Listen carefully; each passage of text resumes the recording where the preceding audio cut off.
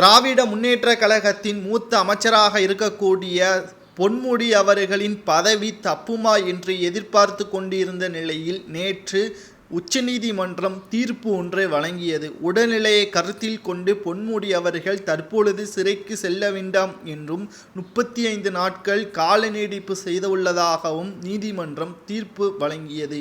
இதனை அடுத்து இன்று அதிகாலையிலேயே பொன்முடி அவர்கள் மருத்துவமனையில் அனுமதிக்கப்பட்டிருந்தார்.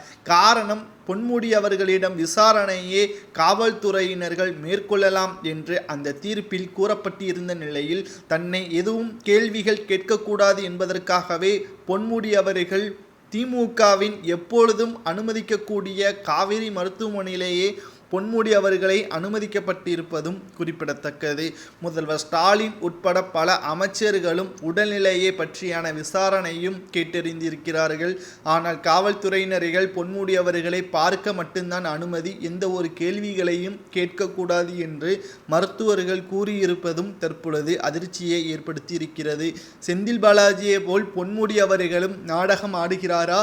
35 நாட்களுக்கு பிறகு மீண்டும் புழல் சிறையில் அடைக்கப்படுகிறாரா அல்லது மேலும் நீதிமன்ற நாடுகிறாரா என்பதை நாம் பொறுத்திருந்தான் பார்க்க வேண்டும். ஆனால் வருமானத்திற்கு அதிகமாக சொத்து வைத்ததன் காரணமாகத்தான் பொன்முடி அவர்களையும் அவரது மனைவி விசாலாட்சி அவர்களையும் தலா 3 ஆண்டுகள் சிறை தண்டனை, 50 லட்சம் அபராதமும் உயர்நீதிமன்றம் வழங்கியது. இந்த தீர்ப்பை எதிர்த்து தான் உச்சநீதிமன்றத்தில் மேல்முறையீடு செய்தார். நான் நிரபராதி என்றும் நான் எந்த தவறும் செய்யவில்லை என்றும் வயதின் காரணமாக சிறையில் இருந்து என்னை விடுதலை செய்ய வேண்டும் என்ற வாதத்தை பொன்முடி அவர்களின் வழக்கறிஞர் முன்வைத்திருந்தார்.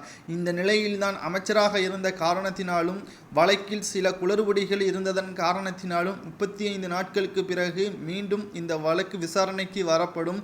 இந்த வழக்கின் இறுதி தீர்ப்பு அதுவாக இருக்கும் என்று நீதிமன்றம் வெளியிட்டிருந்தது.